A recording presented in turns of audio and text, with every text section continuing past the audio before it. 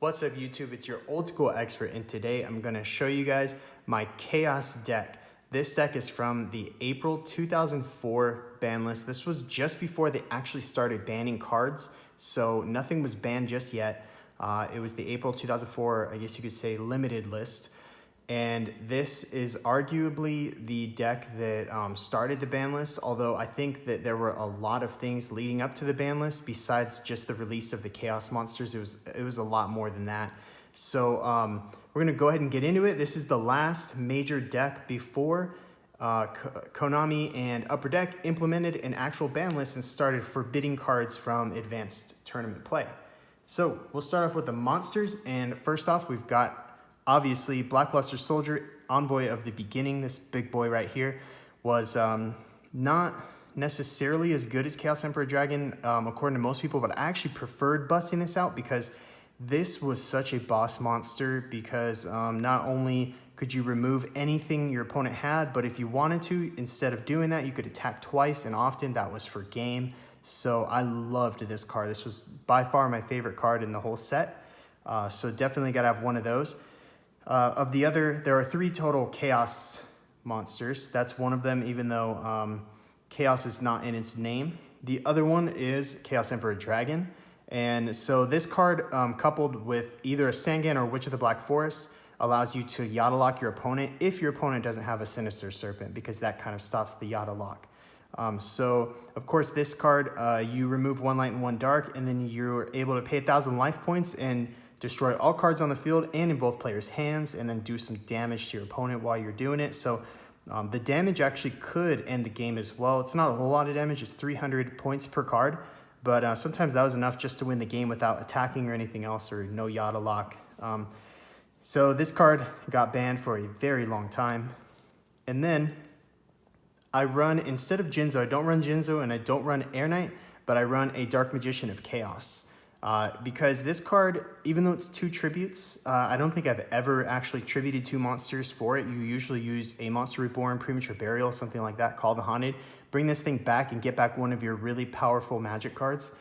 So this card was just an amazing, amazing card, and it is the 3rd of the 3 Beat Stick Chaos monsters that are in this deck. So that is that. So those are pretty standard, except this. Not a lot of people ran Dark Magician of Chaos, but I find it more useful than Jinzo because not a lot of traps were in this format. So Jinzo, I don't know, I feel like it wasn't as useful. Next, you got Magical Scientist. This can bring out any fusion monster that is level 6 or lower that can be special summoned, that doesn't have to be fusion summoned with those fusion monsters. So this card was super broken. You could bring out Thousand Eyes Restrict and take one of your opponent's monsters. Of course, the monster goes to the graveyard at the end of the turn, but it was incredibly useful to pull out Dark Balter to negate the effect of like their Witch of the Black Forest or something like that, a face down monster. All kinds of great combos with this card. This card was super busted when it came out, and it was one of the first to hit the ban list. Then we got Witch of the Black Forest, pretty obvious. Basic floating searcher. Same with Sangan. And of course, these comboed really well with Chaos Emperor Dragon to search out Yata Garasu and try to Yata lock your opponent for game. Breaker the Magical Warrior was kind of the beat stick, or at least the main beat stick, because it is only 1600 attack, but when it's normal summoned, it gets that spell counter on it that brings it up to 1900, plus you can take that off and destroy a spell or trap card on the field. So very useful card, and it's a dark. I'm going through all the dark monsters first. 2 Kaikus. So not everybody ran 2. A lot of decks you'll see just running 1, maybe a Don Zalug or something, and that's fine. I think Don Zalug's an excellent card as well. But I like the 2 Kaikus because it not only do you get to, when he inflicts battle damage, you get to remove up to 2 monsters from your opponent's graveyard, which is excellent in this format, but it also prevents your opponent from being able to remove any monsters from either player's graveyard from play, which is required to summon these 2 boss Chaos monsters. So when you had a Kaiku out, you knew your opponent wasn't going to be bringing out Chaos Emperor Dragon or Blackluster Soldier. So it's a very, very nice card. And then just for a little more muscle, a little beat, it's a dark monster, Mad Dog of Darkness, 1900 attack. No effect on that one, but it's just nice because there's so much destruction Your monsters don't last long on the field, so it's good to have a little extra beat stick in there. So those are the dark monsters. Now for light monsters, because as we know, the Chaos monsters require 1 light and 1 dark to special summon. So we got 2 Magician of Faith. There are so many incredibly strong, powerful magic cards in this format that Magician of Faith is an excellent card. Flip effects were starting to become a little bit slow in this format because, again, things got destroyed so quickly. There was so much destruction going on that flip effects weren't amazing anymore, but this one was still very much worth the effort, and it's a light monster. Next, we got 3 DD Warriors, or sorry, DD Warrior Ladies. Pardon me. DD Warrior is an earth monster. DD Warrior Lady is a light monster, and it's got an amazing effect where you have the option, which is excellent. So none of the other DD monsters gave you the option to remove. So anytime this battled, it didn't even have to be destroyed, but if it battled another monster, you could opt to remove this from the game, and then that monster also gets removed. But if you didn't want to do that and you wanted a light monster in your graveyard, you could just let her go to the graveyard and use her for fodder for these guys. So very useful card. And then I actually run 1 Shining Angel, again, just more of a backup to those like more aggro, aggressive, just attack beatdowns. Shining Angel is really nice, and it helps you bring out DD Warrior Lady, and then Shining Angel goes to your graveyard, so now you've already got your light monster. And then the light beat stick that I have is a Reflect Bounder. So Reflect Bounder has a really strange effect. Basically, when your opponent attacks it, they take any damage.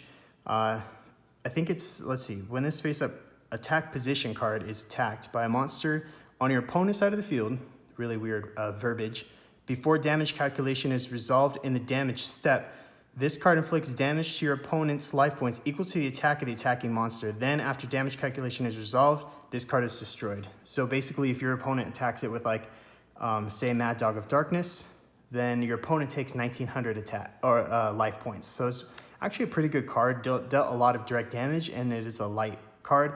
Plus, it's a bit of a beat stick at 1700, so it's stronger than many other cards on the field, other than like Kaiku's, Breaker, and Mad Dog. So that's kind of nice, and it also gets over this next card, which is Tribe Infecting Virus. This is pretty much a staple of the format and previous formats, and then future formats. So this card was just excellent. It's a very, very good card. You discard 1 card from your hand and select a type of monster. For example, this is an Aqua type. All face-up monsters of that type are destroyed. So that's very useful. Allows you to get light and darks into the graveyard using its effect. To go with that, we got Sinister Serpent. This is pretty much a necessity in any format. It's just such a good card. They finally ended up giving it an errata, but this card was just nasty. It was so good for so long. So you just reuse it. It's a continuing resource, and it's really useful against the Yata lock, because if your opponent blows up with Chaos Emperor Dragon and has a Sangan and tries to Yata lock, if you had this in your hand or somewhere it was in your graveyard, then during your next turn, you don't get to draw because of Yata, but you get this back during your standby phase. You can set it so your opponent cannot summon Yata and attack directly. They'll have to do something else to Yata lock you. So it can prevent a Yata lock. It's very useful. And then, of course, Yata-Grasu, the card that started the Yata lock, the card that is the Yata lock. Basically, it's a spirit monster, so it comes back to your hand at the end of your turn, but every time it inflicts direct damage to your opponent's life points, your opponent skips their next draw phase. So it was a very convenient way of locking your opponent out from ever drawing again and ending the game. And they didn't have to have no cards. They could have, like, say they had a Raigeki in their hand. That's not going to do anything, or a Dark Hole. That's not going to do anything against this, because this, you summon it, you attack for 200, you end your turn, this goes back to your hand. They don't get to draw, so their Raigeki is useless. Really good card, really busted card for this format. So that's the monsters. There are 20. It's kind of a lot, but they're so good. So, all right. Next, we got the trap cards. Trap cards are very simple. We've got an Imperial Order, pretty standard. Negate all spell cards. Mirror Force, obviously, destroy monsters. Very useful card. Ring of Destruction is awesome because you could chain this to, you know, like a Heavy Storm or Harpy's Feather Duster or something, and still get its effect off. So that was really good. Plus a lot of direct damage to you and your opponent, but direct damage is always good, and then it destroys the monster, so that's awesome. And then Call the Haunted, extremely useful with Dark Magician of Chaos, because it brings that back, and then as soon as Demok hits the field, you get that spell card back. So that was an excellent card. But that's it, only 4 traps. And that's mostly because there are other good traps, Torrential Tribute, Magic Cylinder. There are lots of good traps in this format, but the reason I only run 4 is because the only one that's not chainable to destruction is this one, Mirror Force. So if they use Harpy's Feather Duster, Mystical Space Typhoon, something like that, your Mirror Force is done. But these are chainable, so most of the other traps are not. This one is just too good not to run. But there's a lot of magic and trap destruction in this format, so you don't want to run too many traps that are susceptible to that. All right, so moving on, we've got the magic cards, or the spell cards, whatever you want to call them. We got 3 Mystical Space Typhoons, and you might be thinking that's kind of a lot, especially because I do not run Heavy Storm in this deck. But the reason is because you've got the Mirage of Nightmare. And if you're not familiar with what Mirage of Nightmare does, it's a continuous magic card. And what it does is you play it, and then during your opponent's turn, you draw cards until you have 4 in your hand. So ideally, you'll play it when you have nothing left in your hand and maybe set an MST, but you don't have to set one. I'll explain that in a second. And during your opponent's turn, you draw until you have 4. So say you draw 4 cards, then during your turn, you're supposed to discard during your standby phase the same amount of cards that you drew. So it would be 4 if you drew 4, 3 if you drew 3, whatever.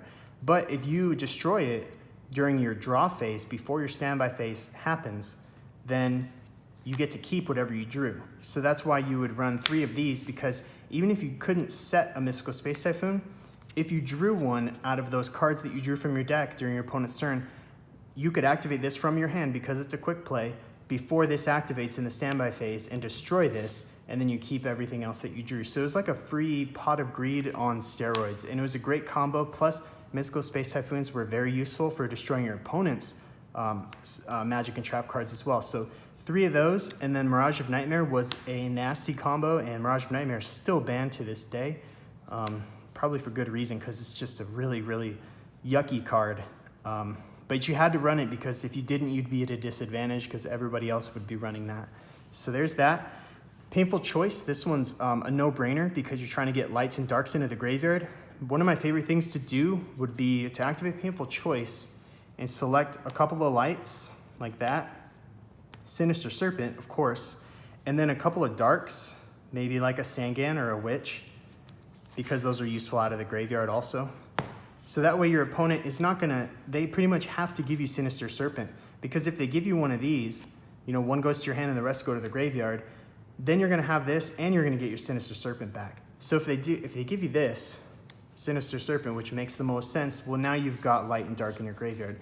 If they decide for some reason not to, if they pick any of these, then you've still got 1 light and 1 dark guaranteed in your graveyard. So that was really what I would usually do with it. Also, Dark Magician of Chaos, was another card that I would choose sometimes because, again, you pretty much would never tribute for him. You would want him to go to the graveyard by Painful Choice, Tribe Infecting Virus, Graceful Charity, something like that, and then get him back with like Monster Reborn or Premature Burial, and then get your spell card back. So that's kind of how that card was played. Pot of Greed, obviously, right? And Graceful Charity, the 2 draw power cards. Both extremely broken cards. Raigeki makes sense. Also Dark Hole, because, you know, destroy the monsters. 2 hand control. We got Delinquent Duo, Forceful Sentry. There's no confiscation. There's not really room for it. It's not a bad card. It's just there's not a whole lot of room in this deck. I want to keep it at 40. But confiscation is one of those cards that would definitely be in a side deck along with like Nobleman of Crossout. That could potentially, I mean, you could sub something out for them and the deck would still be really good. But these are the 2 hand controls. And then the 2 monster controls, you got Change of Heart and Snatch Steel. Pretty standard. The 2 Reborn cards, Monster Reborn and Premature Burial. And then finally, Harpy's Feather Duster. Again, no Heavy Storm, because there's already 3 MSTs plus Harpy's Feather Duster, which is in this format is better than Heavy Storm. So I guess I could try shuffling it up real quick and show you like a sample hand of what it might look like, but it was pretty nuts. This format was really, really crazy, but there was actually more variation than people will allude to. People will say, oh, only it was one deck, but you could run lots of small variants within that deck. Obviously, Chaos decks were the cream of the crop.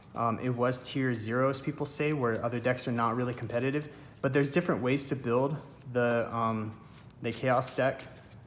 So my build, like with Shining Angel and Reflect Bounder, is maybe a little bit different than other people's build. Maybe you ran an Air Knight, Don Zalug, something like that. So here's a sample hand. Wow, that's a really good sample. Ooh, that's a really good, wow. All right, so that would be your first 6-card hand. So that'd be an amazing hand because you've got Pot of Greed, so you activate that, draw 2. Then you've got Delinquent Duo to minimize your opponent's hand. And then from there, I guess if you're going first, because back then when you went first, you still drew 6 cards, you would summon Kaiku. I would save this for later. I mean, you could activate this, but I would save it for later. I don't know. All right, say you activated it. 1, 2, 3. You'd have to ooh, that would be, all right. So that was a good draw. So you discard that and maybe, I would say DD Warrior Lady, because you don't have anything to use it on yet. And then now you've got an excellent hand because you could set all of this, activate Mirage of Nightmare, let your opponent go, and then you would draw 3, and you've already got your MST, wherever it went, there it is, for your next turn to destroy Mirage of Nightmare. And then you keep these 4 cards in your hand. So as you can see, this format was just freaking insane. It was nuts. There's BLS, and then you get your Sinister back, so you could pretty much, I think it's over at that point. No, it's not over. You don't know what your opponent has, but I mean, with all that power, and then you've got all this face down stuff, if your opponent didn't destroy it, it's just that right there is the perfect example of why a lot of people were kind of upset with this format, because there were just so many broken cards and they really needed to start banning cards. And it's a good thing that they did. I know a lot of people didn't like it, but the majority of us did because it made the game a lot more competitive. But this is the Chaos deck. I hope you guys enjoyed it. This was pre-ban list. Maybe I'll do a post-ban list one because it changed a whole lot once that happened. Many more cards were included because a lot of these staples were banned. So thanks for watching, guys. I hope you all enjoyed it. And as always, stay tuned for more awesome Yu-Gi-Oh videos.